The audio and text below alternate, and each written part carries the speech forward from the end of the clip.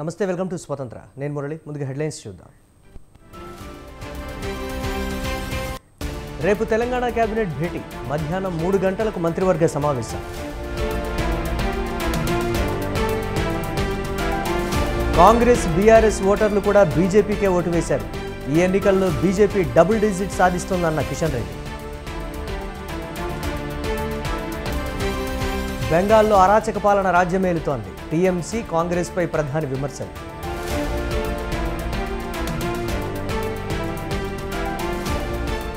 రేపు 8 రాష్ట్రాల్లో 49 స్థానాలకు జరగనున్న పోలింగ్.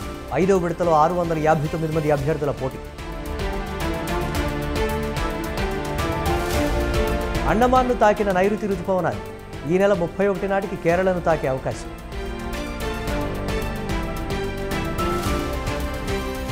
పంజాబ్ కింగ్స్ పై హైదరాబాద్ ఘన విజయం. 4 వికెట్ల తేడాతో గెలిచిన సన్ రైజర్స్.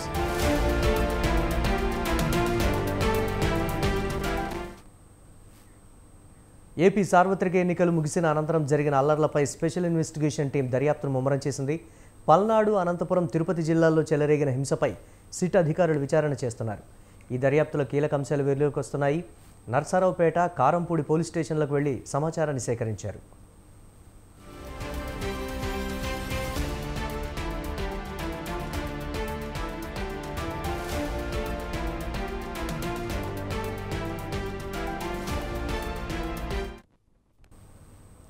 కారంపూడిలో జరిగిన దాడులపై పల్నాడు సీఏ నారాయణస్వామిని ప్రశ్నించారు. ఎఫ్ఐఆర్లో పోలీసులు నమోదు చేసిన పలు సెక్షన్లను సిట్ అధికారులు పరిశీలిస్తున్నారు.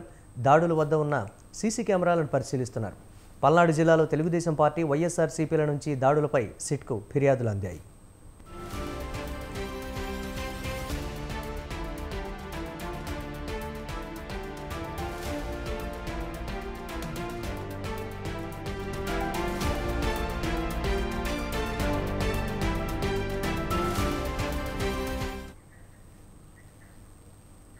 ఎన్నికల్లో ఈసారి జరిగినంత హింస ఎప్పుడూ జరగలేదని మంత్రి అంబటి అన్నారు. సిట్ బృందాన్ని కలిసిన ఆయన కొన్ని విషయాలు నివేదించారు. సత్తెనపల్లి నుంచి తాను 3 సార్లు ఎన్నికల్లో పోటీ చేశానని, పోలీసులు టీడీపీ నాయకులతో కుమ్మక్కయ్యారని ఆరోపించారు. దాడులు అదుపు చేయడంలో పోలీసులు పూర్తిగా విఫలమయ్యారని చెప్పుకొచ్చారు.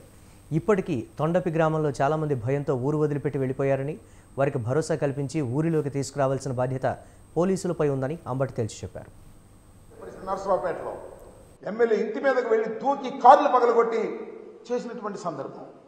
అదేవిధంగా నాకు సంబంధించి నా చీఫ్ ఎలక్షన్ ఏజెంట్ నా సన్నిలా వెళితే కారు మొత్తం పగలగొట్టారు. కంప్లైంట్ చేస్తే పోలీసులు రారు, కేసు రిజిస్టర్ చేశారు. దీనికి పోటీగా మనం కేసు రిజిస్టర్ చేయాలని ఒత్తిడి చేస్తూనే దర్జ చేయాలనుకుంటున్నారు. ఎందుకంటే ఆ కారు అద్దాలు బయలుపోయినాయి కదా, మాలుడు కంప్లైంట్ ఇచ్చాడు కదా. మాలుడు కంప్లైంట్ ఇస్తే వాళ్ళు కూడా మా ఇంకో కంప్లైంట్ ఇచ్చి వాళ్ళు తీసుకోమంటున్నారు.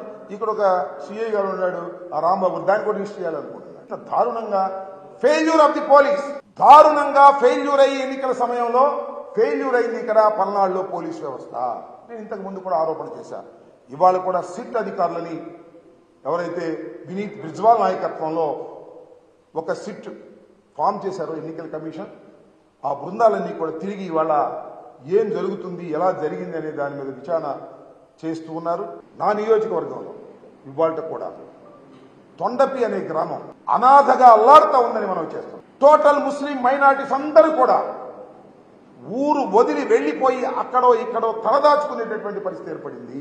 ఇంత దారుణం అండి. ఒక కల్చరల్ సొసైటీలో, ఒక రక్షణ కలిగినటువంటి సొసైటీలో, ఒక ప్రజాస్వామ్యంలో ఊర్లో ఉన్న ముస్లిం మైనారిటీస్ అందరూ కూడా ఎక్కడెక్కడికో పిడుగురాళ్ళ దూర ప్రాంతాలకు వెళ్లి తలదాచుకోవాల్సినటువంటి పరిస్థితి ఏర్పడిందంటే ఏమిటి ఇంకా మానవ సమాజం ఉందా లేదా ఆలోచించమని మనం చేస్తున్నాం.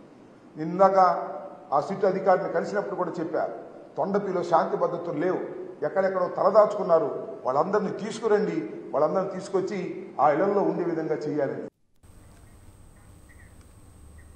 టీడీపీ కుట్రపూరిత ఆరోపణలు చేస్తోందని లోకేష్ తమపై ట్విట్టర్లో తప్పుడు పోస్టులు పెడుతున్నారని మంత్రి పెద్దిరెడ్డి రామచంద్రారెడ్డి మండిపడ్డారు. నారా లోకేష్ లాంటి మూర్ఖులు బుద్ధి తక్కువ మాటలు మాట్లాడుతున్నారని, అందుకే ఆయన్ను పప్పు లోకేష్ అంటారన్నారు. దేవినేని ఉమ 5 ఏళ్లు ఇరిగేషన్ మంత్రిగా పనిచేసి సీటు తెచ్చుకోలేకపోయాడన్నారు. 4వ తేదీ ఎన్నికల ఫలితాల తర్వాత మీరు ముఖాలు ఎక్కడ పెట్టుకుంటారో చూడాలన్నారు. లోకేష్ పెద్దడి వెహికల్స్ లో ఇతర దేశాలకు తరలిస్తారు. వేటిలో వేల కొద్ది డబ్బు వజ్రాలు తరలిస్తున్నారు. ఈ ట్విట్టర్ లో ఆయన పెట్టినది ఆయన సొంత ఖాతాలో పెట్టాడు. మరి నిజంగా ట్విట్టర్ లో ఆయన చెప్పే ముందు వాస్తవాలు గమనించాలా లేదా? ఎందుకు నిన్ను ప్రజలందరూ కూడా లోకేష్ పప్పు అని ఎందుకు పిలుస్తా ఉన్నారంటే దీన్ని చూస్తేనే అర్థమవుతుంది. ఏదైనా కస్టమ్స్ ఉంటుంది, బండ్లు లోడ్ అయ్యేటప్పుడు కానీ ఇక్కడ ఆఫ్రికాలో పోర్ట్ వచ్చి దారుసలాంలో అక్కడ చెక్ చేస్తారు, ఇక్కడ చెక్ చేస్తారు. వీటిలో డబ్బులు పెట్టే అంత మూర్ఖులు లోకేష్ లాంటి వాళ్ళు తప్పితే ఇంకెవరైనా ఉంటారని అడుగుతున్నాను. మీకేమో చార్టర్డ్ ఫ్లైట్లలో మీరు సూట్ కేసులన్నీ కూడా సింగపూర్కి పంపిస్తారు, దుబాయ్కి పంపిస్తారు. మీకు అది అలవాటు. అంచేత మా మీద కూడా అక్యూజ్ చేస్తూ ఇలాంటి మాటలు మాట్లాడడం అనేది చాలా బుద్ధి తక్కువ మాటలు ఇవి. పప్పుకు అని ఎందుకు పేరు పెట్టారంటే ఇదే నువ్వు తిక్క లోకేష్ కాబట్టి పప్పు అని పేరు పెట్టారు. లేదా రాష్ట్రం ఇచ్చి పారిపోతున్నావు, దేశం ఇచ్చి పారిపోతున్నావు అని చెప్పి ఆయన నన్నే కాదు మిగతా అందరు నాయకులను కూడా అందరూ పాస్పోర్ట్లు రెడీ చేసుకున్నారు, వీసాలు రెడీ చేసుకున్నారు, ఇతర దేశాలకు పారిపోతా ఉన్నారు వైఎస్ఆర్ కాంగ్రెస్ పార్టీ వారు అని చెప్పి చెప్పడం జరిగింది. మా నాయకుడు పోతే ఏమో ఆయన పారిపోయినట్లు, వీళ్ళ నాయకుడు పోతే మాత్రము మెడికల్ టెస్టులకు అంట. నీకు బుద్ధి లేదు అసలు ఉమా. నీవు కనీసం టికెట్ తెచ్చుకోలేకపోయావు. మంత్రిగా 5 సంవత్సరాలు ఎలగబెట్టి చంద్రబాబు దగ్గర నువ్వేం తప్పు చేసావో మాకు తెలియదు, కానీ నీకు చంద్రబాబుకు తెలుస్తుంది. మరి ఏ విధంగా నువ్వు అసలు నీ కాన్స్టిట్యున్సీకి కూడా మా పార్టీ నుంచి వెళ్ళిన అతనికి సీట్ ఇచ్చారు, అంతకంటే అసమర్థుడు కాబట్టి నీకు ఇవ్వలేదనేది ఈ రాష్ట్ర ప్రజలందరికీ కూడా తెలుసు. నువ్వు కూడా మా గురించి మాట్లాడడం అనేది దయాలు వేదాలు వల్లించినట్లే. కనీసం బుద్ధి తెచ్చుకొని మాట్లాడేది నేర్చుకోవాలని చెప్పి పిచ్చి లోకేష్ మాదిరి నువ్వు మాట్లాడితే నీకున్న పరిజ్ఞానం ఏమైంది? వైసీపీ 150 సీట్లతో విజయం సాధిస్తుందని ఆశాభావం వ్యక్తం చేశారు రాజ్యసభ సభ్యులు వైవి సుబ్బారెడ్డి. విశాఖ విమానాశ్రయానికి చేరుకున్న ఆయనకు ఘనస్వాగతం పలికారు కార్యకర్తలు, నాయకులు. జగన్ చెప్పినట్లే వచ్చే నెల 9వ తేదీన ముఖ్యమంత్రిగా మళ్లీ విశాఖలోనే ప్రమాణ స్వీకారం చేస్తారని తెలిపారు. ఈ నెల 13న జరిగిన ఎన్నికల్లో వైసీపీకి పెద్ద ఎత్తున ఓట్లు వేశారని తెలిపారు. డైరెక్ట్గా కుటుంబాలలో మేలు జరిగిన దానికి మరీ ముఖ్యంగా మహిళలు, వృద్ధులు చూపించిన కృతజ్ఞతకు నిదర్శనమే మొన్న 13వ తారీఖు జరిగిన పోలింగ్ సరళి గమనిస్తే అర్ధరాత్రి 11:30, 12 వరకు కూడా మార్నింగ్ 7:30 నుంచి మహిళలు మరీ ముఖ్యంగా వృద్ధులు, వికలాంగులు వచ్చి ఓట్లేసిన తీరు చూస్తేనే ఆ రోజే తెలిసిపోయింది రాష్ట్ర ప్రజలందరూ కూడా ఏ విధంగా గౌరవ ముఖ్యమంత్రి జగన్మోహన్ రెడ్డి గారి పట్ల, వైఎస్ఆర్ కాంగ్రెస్ పార్టీ పట్ల ప్రజలు ఆదరణ చూపబోతున్నారు.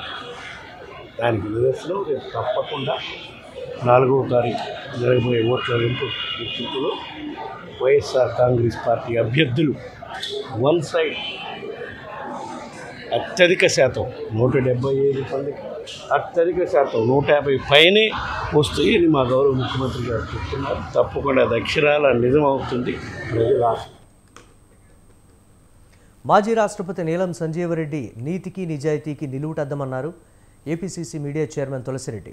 ఇవాళ నీలం సంజీవరెడ్డి జయంతి సందర్భంగా పలు కీలక వ్యాఖ్యలు చేశారు. ప్రధానమంత్రి పదవి తప్ప అన్ని పదవులు అనుభవించారని అన్నారు. ఆయన పదవులకే వన్నెతిచ్చారని తెలిపారు. ముఖ్యమంత్రి పదవికి రాజీనామా చేసి రాజకీయాల్లో నైతిక విలువలను నెలకొల్పారని కొనియాడారు. నీతికి, నిజాయితీకి, నిర్భీతికి నిలువుటద్దంగా భారత రాజకీయాల్లో సంజీవ్ రెడ్డి గారు నిలిచారు. అదేవిధంగా పుచ్చలపల్లి సుందరయ్య గారు ఎమ్మెల్యేగా, ఎంపీగా, పార్లమెంటులో ప్రతిపక్ష నాయకుడిగా ఉంటూ సైకిల్ మీద పార్లమెంటుకు పోయినటువంటి వ్యక్తి.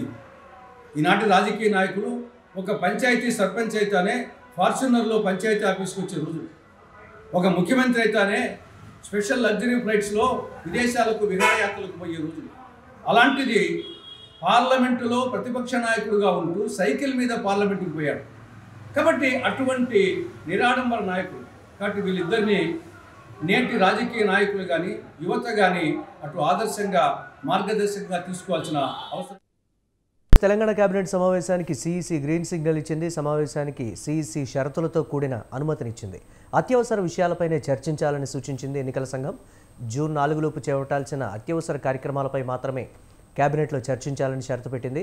లోక్సభ ఎన్నికల ప్రక్రియ పూర్తయ్యే వరకు హైదరాబాద్ ఉమ్మడి రాజధాని, రైతు రుణమాఫీ అంశాలను వాయిదా వేయాలని సిఈసి సూచించింది.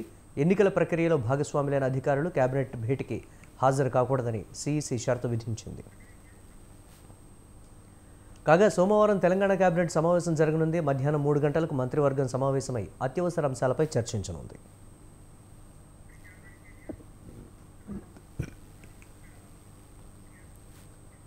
నల్గొండ, వరంగల్, ఖమ్మం గ్రాడ్యుయేట్ నియోజకవర్గ ఎమ్మెల్సీ ఎన్నికల్లో బీఆర్ఎస్ అభ్యర్థిని గెలిపించాలని ఆ పార్టీ వర్కింగ్ ప్రెసిడెంట్ కేటీఆర్ అన్నారు.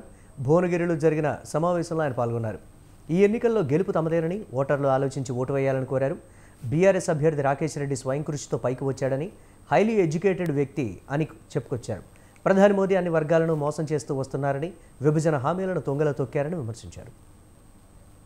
ఒక రాష్ట్రంలో ఈ 2 సభలు ఉంటాయి. ఒకటి శాసనసభ, రెండవది శాసన మండలి. అదేవిధంగా పార్లమెంట్ కనుక మీరు చూసినట్టయితే లోవర్ హౌస్, అప్పర్ హౌస్ అంటారు. లోవర్ హౌస్ లోక్సభ అయితే అప్పర్ హౌస్ రాజ్యసభ. అసలు ఎందుకు 2 సభలు ఎందుకు ఉండాలి? శాసనసభ, శాసన మండలి వేరువేరుగా ఎందుకు ఉండాలి అంటే ఒక చెక్ అండ్ బ్యాలెన్స్ ఉండాలి సిస్టంలో బ్యాలెన్స్ ఉన్నప్పుడే ప్రభుత్వం అనేది పద్ధతిగా నడుస్తుంది. లేకపోతే అప్పుడప్పుడు ప్రభుత్వాలు నియంతృత్వ పోకడలు అనుసరించినా, ప్రభుత్వాలు కొంత ఏకపక్షంగా పోయినా వాటికి చెక్ పెట్టాలంటే, వాటి యొక్క నియంతృత్వ పోకడలను ఎదుర్కోవాలంటే అప్పర్ హౌస్ కూడా ఉండాలన్న ఒక మంచి ఆలోచనతోనే రాజ్యాంగంలోనే మనకు అప్పర్ హౌస్ అనే ఒక నిబంధన తీసుకొని వచ్చినారు. దానిలో భాగంగానే వచ్చింది మన దగ్గర కూడా శాసన మండలి. శాసనసభకు శాసన మండలికి తేడా ఏంటంటే శాసనసభలో ఉండే 119 నియోజకవర్గాలకేమో డైరెక్ట్గా ప్రజలు ఓట్లేస్తారు. గెలిచిన వాళ్ళు శాసనసభకు వస్తారు, మీకు తెలుసు. శాసన మండలిలో దానికి భిన్నంగా 4 రకాలుగా అక్కడ మార్పు కావాలని ఇందిరమ్మ రాజ్యం తెచ్చుకున్నామన్నారు మంత్రి పొంగులేటి. ఇళ్లు లేని ప్రతి ఒక్కరికి ఇందిరమ్మ ఇళ్లు ఇస్తామని తెలిపారు. త్వరలోనే అర్హులందరికీ రేషన్ కార్డులు, పెన్షన్లు ఇస్తామన్నారు. గ్రామంలో కమిటీ వేసుకుని సమస్యలు తన దృష్టికి తీసుకురావాలని, భవిష్యత్తులో ఆ కమిటీని ఇందిరమ్మ కమిటీగా మారుస్తామని మంత్రి స్పష్టం చేశారు.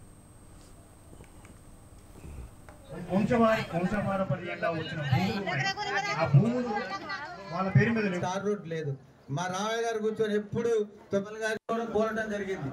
అక్కడ ఉన్నటువంటి టీఆర్ఎస్ నాయకులు అక్కడ వద్దు.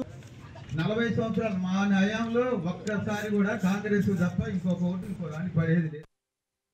గడిచిన అసెంబ్లీ ఎన్నికల్లో మీరందరూ రాత్రి పగలు అని కష్టపడి మీ సీనన్నను గెలిపించుకుంటే మాకు మంచి జరుగుద్దని, ఇందిరమ్మ రాజ్యం వస్తే మన కష్టాలు పోతాయని కష్టపడి కనీ విని ఎరగని మెజార్టీతో మీ సీనన్నైన నన్ను గెలిపించారు. మీరు గెలిపించడమే కాదు, మార్పు కావాలని, ఇందిరమ్మ రాజ్యం రావాలి అని రాష్ట్రంలో ఇందిరమ్మ ప్రభుత్వాన్ని తెచ్చుకున్నాం. ఆ ప్రభుత్వంలో మీ సీనన్నకి పెద్దపేట రెవెన్యూ అంటే మీరు అడిగే ఈ భూమి పంచాయతీలన్నీ నా దాంట్లోకి వస్తాయి. మీరు అడిగే ఇళ్ల స్థలము నాకే వస్తుంది, నా దాంట్లోనే ఉంటది. మీరు అడిగే ఇల్లు కూడా నేను ఇచ్చేది అంటే నా శాఖ కిందనే ఉంటది. కాబట్టి నేను ఇంకొకళ్ళు ఎవరిని అడగకుండా, పాలేరు అంటే నా సొంత ఇల్లు లాంటిది, పాలేరు నియోజకవర్గం అంటే. కాబట్టి అవసరాలు ఏవైతే ఉన్నాయో గత ప్రభుత్వం తీర్చిందా తీర్చలేదా అని వాళ్ళ మీద నింద మోపను గానీ, తీర్చే బాధ్యత మీ ఇంటి కుటుంబ సభ్యుడిగా, మీ పెద్ద కొడుకుగా నాదే అని వేదిక ద్వారా తెలుసు. ఏదైతే గడిచిన అసెంబ్లీ ఎన్నికల్లో మీరందరూ రాత్రి పగలు అని కష్టపడి మీ సీనన్నను గెలిపించు. తెలంగాణ పార్లమెంట్ ఎన్నికల్లో బీజేపీకి డబుల్ డిజిట్ వస్తుందని ఆ పార్టీ రాష్ట్ర అధ్యక్షుడు కిషన్ రెడ్డి ధీమా వ్యక్తం చేశారు. కాంగ్రెస్, బీఆర్ఎస్కు చెందిన ఓటర్లు కూడా బీజేపీకే ఓటు వేశారని కిషన్ రెడ్డి అన్నారు. గత బీఆర్ఎస్ ప్రభుత్వ ఉద్యోగ నోటిఫికేషన్ వేయకుండా నిరుద్యోగుల జీవితాలతో ఆడుకుందని ఆయన మండిపడ్డారు. జాబ్ క్యాలెండర్ విడుదల చేస్తామన్న కాంగ్రెస్ అధికారంలోకి రాగానే మర్చిపోయిందన్నారు. 100 రోజుల్లో 6 గ్యారంటీలను అమలు చేస్తామని చెప్పి హామీలను అమలు చేయడం లేదని ఆగ్రహం వ్యక్తం చేశారు. బీఆర్ఎస్ ప్రభుత్వం పోవడానికి 10 సంవత్సరాలు పట్టిందన్న కిషన్ రెడ్డి కాంగ్రెస్ ప్రభుత్వం పోవడానికి 5 సంవత్సరాలు కూడా పట్టేలా లేదన్నారు.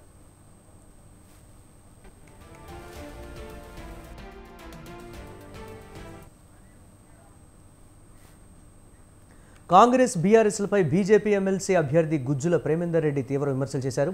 సాధ్యం కాని హామీలతో అధికారంలోకి వచ్చి ప్రజలను మోసం చేస్తున్నారని విమర్శించారు. గత బీఆర్ఎస్, కాంగ్రెస్ ప్రభుత్వానికి మధ్య తేడా ఏమీ లేదన్నారు. పార్లమెంటు ఫలితాల అనంతరం బీఆర్ఎస్ అడ్రస్కే ఉండదని విమర్శించారు. ఎమ్మెల్సీ ఎన్నికల్లో తనను భారీ మెజారిటీతో గెలిపించాలని కోరారు. అలాగే దేశంలో మోదీ చరిష్మాతో ముందుకు వెళ్తున్నామని, ప్రధానిగా మోదీని గెలిపించాలని ప్రజలు ఎప్పుడో నిర్ణయించుకున్నారని తెలిపారు. అభివృద్ధి కేవలం బీజేపీతోనే సాధ్యమని తేల్చి చెప్పారు. అనేక కీలక ఉద్యమాలకు ఇది పుట్టిన గడ్డ. దేశమంతా నరేంద్ర మోడీ వెనుక ర్యాలీ అవుతున్నప్పుడు విద్యావంతులు, మేధావులు, పట్టభద్రులైన మనం నరేంద్ర మోడీ గారికి ఒక కానుకగా నన్ను గెలిపించవలసిందిగా ఇక్కడ ఉన్న యొక్క మేధావులందరూ విద్యావంతులు మేము మీ వెంట ఉన్నామనే సంకేతం ఇవ్వాల్సిందిగా నేను సవినయంగా మనవి చేస్తున్నాను. ఒడ్డెక్కే వరకు ఓడమల్లన్న, ఒడ్డెక్కినాక బోడమల్లన్న అనే విధంగా మొండి చేయి చూపారు వీళ్ళు. పోయిన ప్రభుత్వం నిరుద్యోగ భృతి ఇస్తా అన్నది, ఉద్యోగాలు భర్తీ చేస్తామన్నారు. 317 జీవో తీసుకొచ్చి అనేక మందిని తీవ్రమైన ఇబ్బందికి గురి చేసిండ్రు. 416 జీవో తీసుకొచ్చిండ్రు. ఈ ప్రభుత్వం రద్దు చేస్తా అన్నది, ఆ ప్రభుత్వం తెచ్చింది, ఎవరు దాన్ని ఇంతవరకు ఏమీ చేయలేదు. అది రద్దు కావాలని ఇవాళ ముక్త కంఠంతో ఇవాళ నిరుద్యోగులు, ఉద్యోగులు అందరూ కూడా మేధావంతులు, విద్యావంతులు అందరూ. దెందులూరు టీడీపీ అభ్యర్థి మాజీ ఎమ్మెల్యే చింతమనేని ప్రభాకర్ మరోసారి అజ్ఞాతంలోకి వెళ్లారు. ఇటీవల పెదవేగి పోలీస్ స్టేషన్లో చేసిన హల్చల్తో చింతమనేని ప్రభాకర్తో పాటు ఆయన అనుచరులపై పోలీసులు కేసులు నమోదు చేశారు. పెదవేగి పోలీసుల అదుపులో ఉన్న నిందితుడిని తమతో పాటు చింతమనేని ప్రభాకర్ ఆయన అనుచరులు తీసుకెళ్లారు. దీంతో చింతమనేనితో పాటు ఆయన అనుచరులు మొత్తం 18 మందిపై పోలీసులు కేసు నమోదు చేశారు. వారిని అరెస్టు చేసేందుకు పోలీసులు విస్తృతంగా గాలిస్తున్నారు. దీంతో పోలీసులకు పట్టుబడకుండా చింతమనేని అజ్ఞాతంలోకి వెళ్లారు. ఈ నెల 13న పోలింగ్ రోజున పెదవేగి మండలం కొప్పులవారిగూడెం పోలింగ్ బూత్ సమీపంలో ఓ వ్యక్తిపై హత్యాయత్నం చేశారనే ఆరోపణలతో రాజశేఖర్ను పెదవేగి పోలీసులు అదుపులోకి తీసుకున్నారు. ఈ విషయం తెలుసుకున్న చింతమనేని తన అనుచరులతో కలిసి వెళ్లి పోలీసులతో గొడవపడ్డారు. నిందితుడిని తన వెంట పెట్టుకుని తీసుకెళ్లారు. అడ్డుకున్న పోలీసులతో తీవ్ర వాగ్వాదానికి దిగారు. సీఐ వారించినా ఏమాత్రం తగ్గకుండా దురుసుగా ప్రవర్తించారు చింతమనేని. ఈ కేసులో చింతమనేని కోసం హైదరాబాద్, బెంగళూరుకు ప్రత్యేక బృందాలను పంపారు పోలీసు అధికారులు. చింతమనేనితో పాటు నిందితుల కోసం 6 ప్రత్యేక బృందాలను ఏర్పాటు చేసి గాలిస్తున్నారు.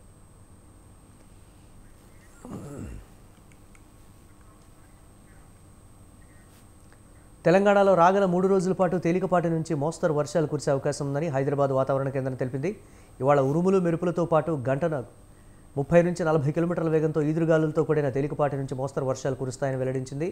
నైరుతి రుతుపవనాలు ఈరోజు మాల్దీవుల్లో కొంతవరకు, కోమరిన్ ప్రాంతాల్లో కొంతమేర, దక్షిణ బంగాళాఖాతం, నికోబార్ దీవులు, దక్షిణ అండమాన్ సముద్రంలోని కొన్ని ప్రాంతాల వరకు విస్తరించాయని వాతావరణ కేంద్ర సంచాలకులు వివరించారు. దక్షిణ ఛత్తీస్గఢ్ నుంచి తెలంగాణ, రాయలసీమ మీదుగా దక్షిణ అంతర్గత కర్ణాటక వరకు సగటు సముద్ర మట్టానికి 3.1 కిలోమీటర్ల ఎత్తులో కొనసాగిన ఆవర్తనం ఈరోజు బలహీనపడిందని పేర్కొన్నారు.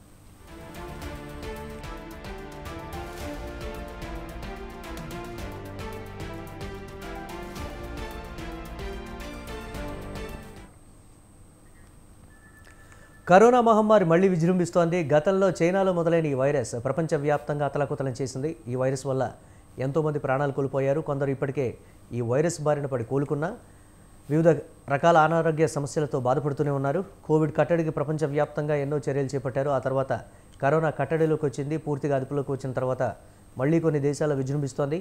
కరోనా కొత్త వేవ్ వచ్చినప్పుడు జ్వరం, నిరంతర దగ్గు, గొంతు మంట, శ్వాస తీసుకోవడంలో ఇబ్బంది, రుచి, వాసన లేకపోవడం, అలసట, కండరాల నొప్పి, వినికిడి లోపం లాంటి లక్షణాలుంటాయి.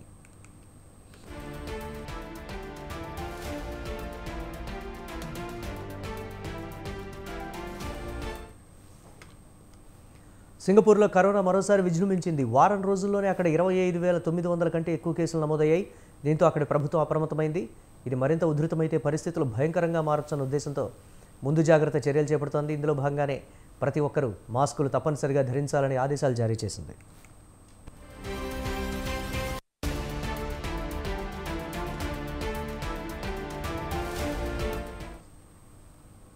సింగపూర్ ఆసుపత్రుల్లో చేరే కరోనా రోగుల సంఖ్య క్రమంగా పెరుగుతూ వస్తోంది. వారం రోజులుగా ప్రతిరోజు 250 మంది కోవిడ్ బాధితులు హాస్పిటల్స్లో చేరుతున్నట్లు ఆరోగ్య శాఖ తెలిపింది.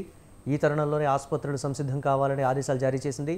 రోగులకు పడకలను అందుబాటులో ఉంచాలని, అత్యవసరం కాని శస్త్రచికిత్సలను వాయిదా వేయాలని సూచించింది. తీవ్రమైన అనారోగ్యంతో బాధపడుతున్న వారు, 60 కంటే ఎక్కువ వయసు గలవారు కరోనా వ్యాక్సిన్ను తప్పకుండా తీసుకోవాలని ఆరోగ్య శాఖ మంత్రి ప్రజలను విజ్ఞప్తి చేశారు.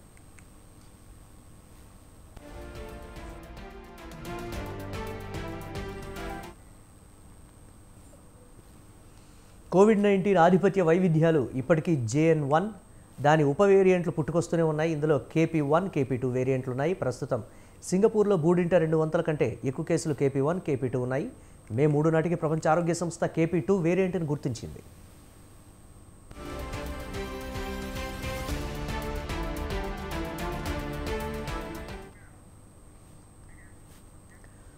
బ్యాక్డ్ గోల్డెన్ జాతి కప్పను Hyderabad zoological survey of India కనుగొంది. ఆంధ్రప్రదేశ్ తూర్పు కనుమల్లో మంచినీటిలో మాత్రమే జీవించే అరుదైన ఫ్రాగ్ను శాస్త్రవేత్తలు కనుగొన్నారు. ఏపీ తూర్పు కనుమల్లో జీవ వైవిధ్యం గురించి తెలుసుకునేందుకు ఇది ఉపయోగపడుతుందని శాస్త్రవేత్తలు తెలిపారు.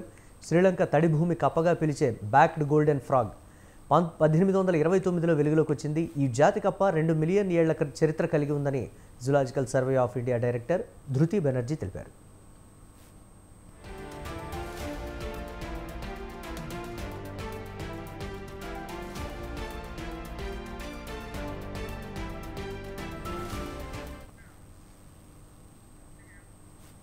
దేశంలో 5వ దశ పోలింగ్ సర్వం సిద్ధమైంది.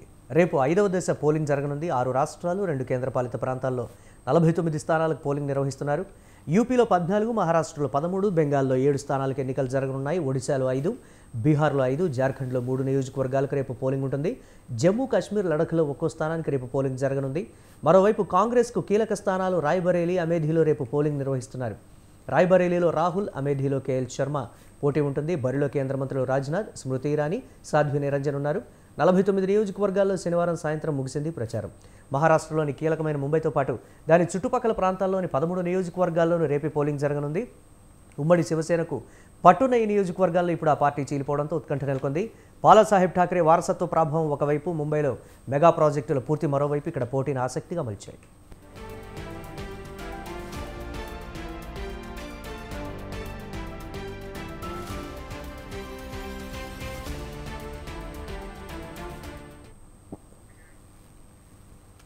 ప్రధాని మోదీపై ఢిల్లీ సీఎం కేజ్రీవాల్ తీవ్రస్థాయిలో ధ్వజమెత్తారు. ఆప్ నేతలను అరెస్టు చేసి జైళ్లకు పంపించేందుకు ఆపరేషన్ ఝాడూ కార్యక్రమాన్ని మొదలుపెట్టారని ఆరోపించారు.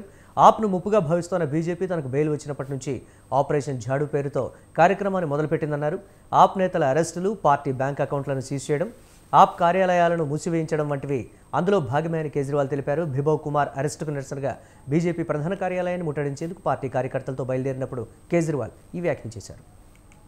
इसके पहले कि आम आदमी पार्टी बीजेपी के लिए चुनौती बने, बड़ी बने, उसको यहीं पे कुचल देना जरूरी है. उसके लिए उन्होंने ऑपरेशन झाड़ू चालू किया है. इस ऑपरेशन झाड़ू के तहत आम आदमी पार्टी के बड़े नेताओं को गिरफ्तार किया जाएगा, गिरफ्तार किया जा रहा है. आने वाले समय में आम आदमी पार्टी के बैंक अकाउंट्स को सीज किया जाएगा. ईडी का वकील ऑलरेडी कोर्ट में ये बयान दे चुका है कि चुनाव के तुरंत बाद आम आदमी पार्टी के बैंक अकाउंट सीज किए जाएंगे. ये मैं अपनी मर्जी से नहीं बोल रहा. उन्होंने कहा अभी सीज करने थे, लेकिन अभी हम इनके सीज करेंगे तो इनको सिंपैथी मिलेगी. तो चुनाव के बाद वो आम आदमी पार्टी के बैंक अकाउंट सीज करेंगे और आम आदमी पार्टी को दफ्तर खाली करा के आम आदमी पार्टी को सड़क पे लाया जाएगा. ये 3 प्लान इन्होंने बनाए हैं, हमारे नेताओं को गिरफ्तार करने का, हमारे बैंक अकाउंट सीज करने का, हमारे दफ्तर को खाली कराने का. इसके पहले పీఓకే ఎప్పటికైనా భారతదేశంలోని భూభాగమే అని కేంద్ర హోంమంత్రి అమిత్ షా మరోసారి స్పష్టం చేశారు. ఉత్తరప్రదేశ్లోని ప్రయాగ్రాజ్లో షా ఎన్నికల ప్రచారం నిర్వహించారు. కాంగ్రెస్ పార్టీ 70 ఏళ్లుగా ఉన్న ఆర్టికల్ 370ని అమలు చేసిందని, కానీ ప్రజలు ఆ చట్టం రద్దు కోసం మోదీని గెలిపించారని తెలిపారు.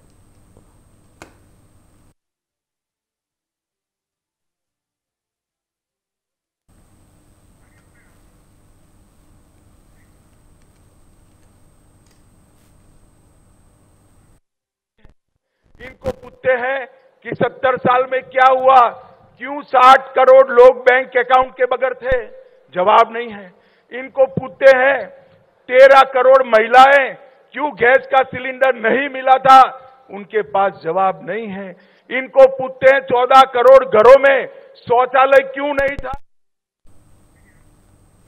ఎన్నికల తర్వాత కేంద్రంలో ఏర్పడేది ఇండియా కూటమి ప్రభుత్వమేనని తృణమూల్ కాంగ్రెస్ అధినేత్రి, పశ్చిమ బెంగాల్ ముఖ్యమంత్రి మమతా బెనర్జీ తేల్చి చెప్పారు. అరంభాగ్ లోక్సభ నియోజకవర్గంలోని గోఘట్ ఎన్నికల ప్రచారంలో సందర్భంగా మమత ఈ వ్యాఖ్యలు చేశారు. ఈ ఎన్నికల్లో బీజేపీకి 200 సీట్లు కూడా వచ్చే పరిస్థితి లేదని పేర్కొన్నారు. రాష్ట్ర ప్రభుత్వాన్ని అప్రతిష్ట పాలు చేసేందుకు బీజేపీతో కాంగ్రెస్, సిపిఐ చేతులు కలిపాయని ఆరోపించారు. కాషాయ శిబిరానికి ప్రయోజనం చేకూర్చే టీఎంసీయేతర పార్టీలకు ఓటు వేయొద్దని కోరారు మమత.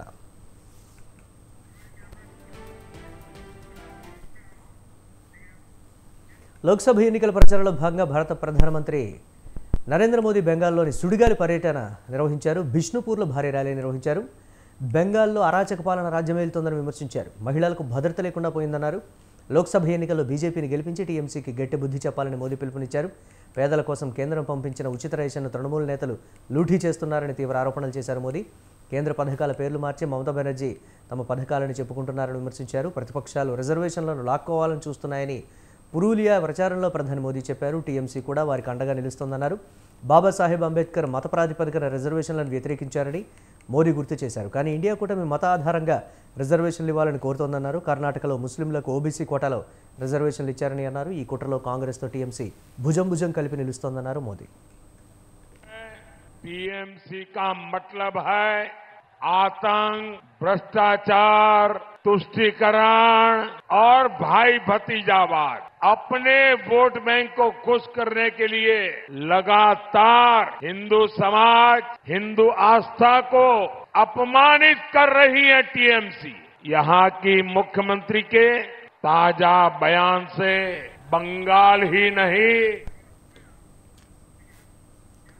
ఉత్తరప్రదేశ్లో ప్రయాగ్రాజ్లో జరగాల్సిన కాంగ్రెస్ సమాజ్వాదీ పార్టీల ఎన్నికల ర్యాలీ రసభాసగా మారింది. ఇరు పార్టీల కార్యకర్తల మధ్య ఘర్షణ చెలరేగింది. కార్యకర్తల అత్యుత్సాహంతో తొక్కిసలాట జరిగింది. దీంతో రాహుల్ గాంధీ, అఖిలేష్ యాదవ్ ప్రసంగించకుండానే సభా వేదిక నుంచి వెళ్లిపోయారు. ఒక్కసారిగా గుంపులుగా కార్యకర్తలు బహిరంగ సభ వేదిక వద్దకు దూసుకొచ్చారు. దీంతో తొక్కిసలాట జరిగింది. ఈ నేపథ్యంలో భద్రతకు ఇబ్బంది కావడంతో ఇరువురు నేతలు అక్కడి నుంచి వెళ్లిపోయారు. ప్రయాగ్రాజ్ జిల్లాలోని పుల్పూర్ పార్లమెంటరీ నియోజకవర్గంలోని పాడీలాలో జరిగిన బహిరంగ సభలో రాహుల్ గాంధీ, అఖిలేష్ యాదవ్ ప్రజలను ఉద్దేశించి మాట్లాడకుండా వెళ్లిపోయారు. కాంగ్రెస్, ఎస్పీ కార్యకర్తలు అదుపు తప్పి వేదికపైకి వెళ్లేందుకు ప్రయత్నించారు. పార్టీ కార్యకర్తలు శాంతించాలని, సంయమనం పాటించాలని అఖిలేష్, రాహుల్ పదే అభ్యర్థించినప్పటికీ కార్యకర్తలు వీటిని పట్టించుకోలేదు. కార్యకర్తలను అదుపు చేసేందుకు పోలీసులు, ఇతర భద్రతా సిబ్బంది నానా తంటాలు పడాల్సి వచ్చింది. పుల్పూర్ ర్యాలీ నుంచి ఇరువురు నేతలు అలహాబాద్ ఎంపీ పరిధిలోని కరాచానాలోని ముంగారి వద్దకు వెళ్లారు. ఈ ర్యాలీలో కూడా ఇదే పరిస్థితి కనిపించింది. జనం బారికేడ్లు బద్దలు కొట్టి వేదికపైకి చేరుకునేందుకు ప్రయత్నించారు. समाजवादी पार्टी और कांग्रेस पार्टी की पार्टनरशिप है। यहां पे हमारे हजारों बब्बर शेर कार्यकर्ता आए हैं। मैं आपको कहना चाहता हूं, अब आप बीजेपी, आरएसएस के कार्यकर्ताओं के सामने खड़े हो जाओ, पोलिंग बूथ में खड़े हो जाओ और పార్లమెంటు సమగ్ర భద్రత బాధ్యతలు ఇక పూర్తి స్థాయిలో సెంట్రల్ ఇండస్ట్రియల్ సెక్యూరిటీ ఫోర్స్ నిర్వహించనుంది. సిఐఎస్ఎఫ్ ఉగ్రవాద నిరోధక భద్రతా విభాగానికి చెందిన 3,300 మందికి పైగా సిబ్బంది సోమవారం నుంచి విధులు నిర్వహించనున్నట్లు అధికార వర్గాలు తెలిపాయి. ఇప్పటివరకు సిఆర్పీఎఫ్కు చెందిన parliament duty group, Delhi police, parliament security స్టాఫ్లు పార్లమెంటు భవన సముదాయంలో ఉమ్మడిగా ఈ బాధ్యతలు నిర్వహించాయి. గతేడాది డిసెంబర్లో శీతాకాల సమావేశాల సమయంలో పార్లమెంటులో అలజడి ఘటన తీవ్ర కలకలం రేపడంతో స్థానికంగా భద్రతపై అనేక సందేహాలు తలెత్తాయి. దీంతో కాంప్లెక్స్లో సమగ్ర భద్రత బాధ్యతలను సిఐఎస్ఎఫ్కు అప్పగించాలని కేంద్రం నిర్ణయించింది. ఈ క్రమంలోనే పాత భద్రతా సిబ్బంది స్థానంలో 3,317 మంది సిఐఎస్ఎఫ్ సిబ్బందిని మోహరించనున్నారు.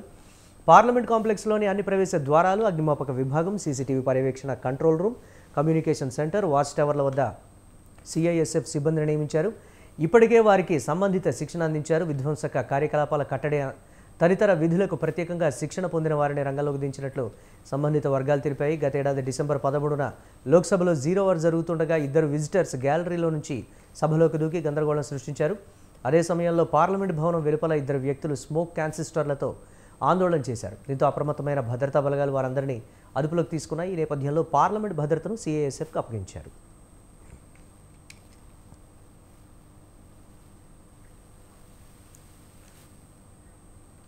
ఇరాన్ అధ్యక్షుడు ఇబ్రహీం రైసీ ప్రయాణిస్తున్న హెలికాప్టర్ ప్రమాదానికి గురైంది.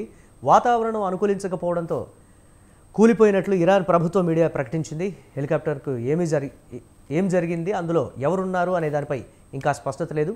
హెలికాప్టర్లో ఇరాన్ ఆర్థిక మంత్రి అమీర్ అబ్దుల్లాహియాన్ కూడా అధ్యక్షుడితో ఉన్నట్లు తెలుస్తోంది. ఇరాన్లోని తూర్పు అజర్బైజాన్ ప్రావిన్స్లో జోల్ఫా సమీపంలో ఈ సంఘటన జరిగింది. రైసీ పొరుగున ఉన్న అజర్బైజాన్ అధ్యక్షుడు ఇల్హాం అలియేవ్తో కలిసి డ్యామ్ను ప్రారంభోత్సవంలో పాల్గొన్నారు. రైసీ కాన్వాయ్లో 3 హెలికాప్టర్లు ఉన్నాయి. అందులో 2 హెలికాప్టర్లు సురక్షితంగా తిరిగి వచ్చాయి. ఇరాన్ అధ్యక్షుడు ఇబ్రహీం రైసీ, విదేశాంగ మంత్రి హుస్సేన్ అమీర్ అబ్దుల్లాహియాన్, అయతొల్లా మహమ్మద్ అలీ అలే హషేమ్లు ప్రమాదానికి గురైన హెలికాప్టర్లో ఉన్నట్లు తెలుస్తోంది.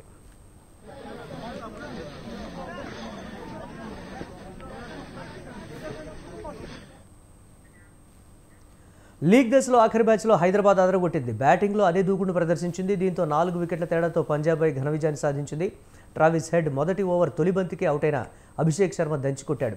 రాహుల్ త్రిపాఠి, నితీష్ రెడ్డి, క్లాసెన్ మెరుపులు మెరిపించడంతో పంజాబ్ నిర్దేశించిన 215 పరుగుల లక్ష్యాన్ని 19.1 ఓవర్లలో ఛేదించింది. అంతకుముందు టాస్ గెలిచి బ్యాటింగ్ దిగిన పంజాబ్ 5 వికెట్ల నష్టానికి 214 పరుగులు చేసింది. ఓపెనర్ ప్రభు సిమ్రాన్ అద్భుత ఇన్నింగ్స్కు అథర్వ తోడై రొస్సో, జితేష్ శర్మ బ్యాటింగ్ తోడవడంతో ఆ జట్టు భారీ స్కోర్ చేయగలిగింది. సన్ రైజర్స్ బౌలర్లో నటరాజన్ 2 వికెట్లు తీయగా కమిన్స్, విజయకాంత్ చెరో వికెట్ తీశారు.